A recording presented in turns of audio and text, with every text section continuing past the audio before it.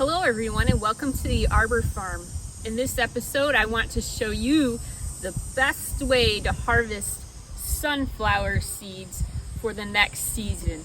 Let's get started.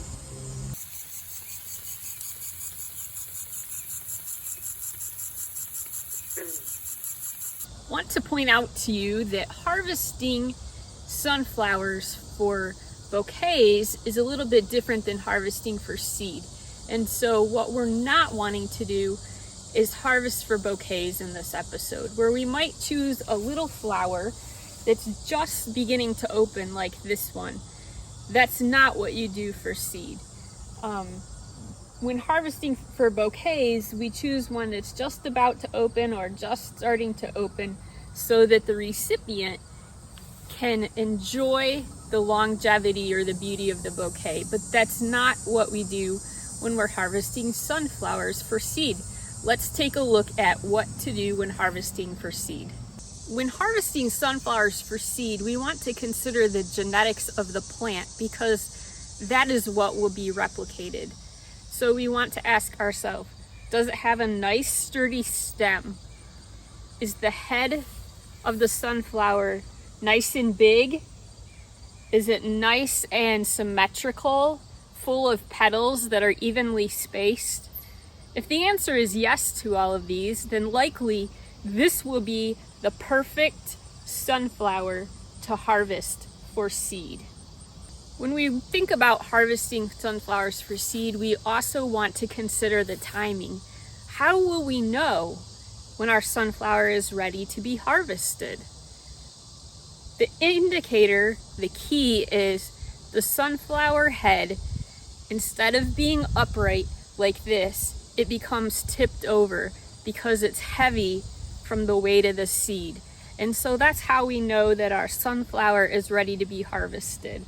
Some people think that, we have to wait for all of the pollen, the little flower heads to start falling off, but that's not true. We can know that it's ready to be harvested when the head is tipped over like this one. It can also be of benefit to harvest our sunflower early. Like this one hasn't started turning brown yet, but the head is tipped so we know that it's ready. We don't want to leave it on the stem, to let it dry on the stem, because then we open up ourselves to pests like birds, squirrels, chipmunks, even mice that might like to get in here and start taking our seed. And so harvesting early after the head is tipped is ideal. Don't leave it on the plant to dry and allow those pests to get at it. Now, what might you use your sunflower seeds for? There can be many uses. We've mentioned saving the seed for the next year so that we can grow more sunflowers. But what else might you also want to use your seed for? Some varieties are good for eating. You can roast them, cover them with salt in the oven or the air fryer and enjoy them just by eating them. And so you might consider what you want to use your sunflower for the next season. We harvest ours as flower farmers for the next season to grow more flowers. Let's take a look at how to harvest them. As I've mentioned, this is one of the sunflowers that we've been keeping an eye on over the last few weeks. We have tagged it as one to not cut for bouquets because we want to save a seed from it for the next season. And so how do we go ahead and harvest that? Well, I have my snips here and I can go ahead and cut the flower off. But as I look at the plant, there are more flowers coming. I see that there's a bud here and some potential flowers coming down there. So I'm going to cut above those to leave those on the plant to give them a chance to bloom still this summer and as we go into fall. I'm gonna go ahead and cut this here off the plant. I have a nice long stem so that I can hang this upside down to dry.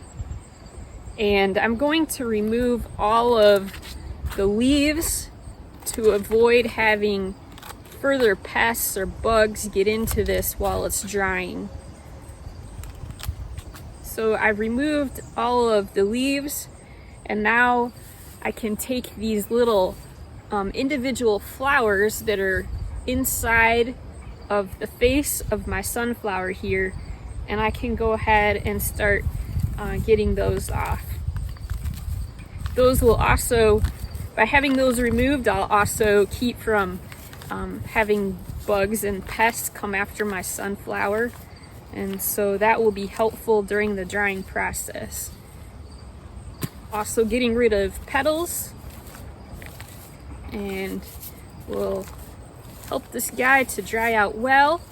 You can see that there are several seeds that are already mature on the face of the sunflower, and those will be perfect as we get those dry and save them for the next season.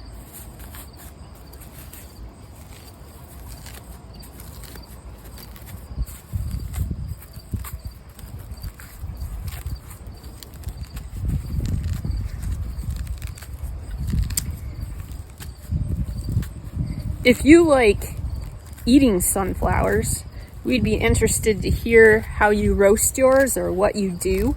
You can drop in the comments below and let us know. We'd be happy to hear how you enjoy eating your sunflowers.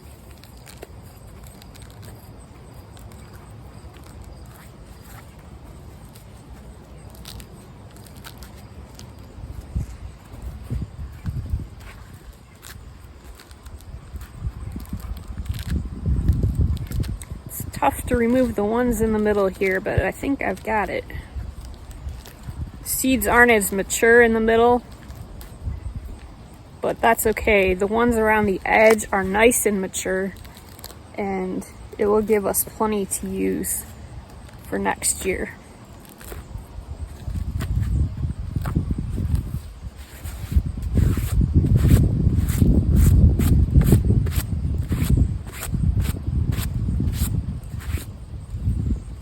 All right, my face of my sunflower is nice and clean. Got all the leaves removed, all the petals, and all the little flowers across the face of it with the pollen. Those are all gone, so it's ready to be dried.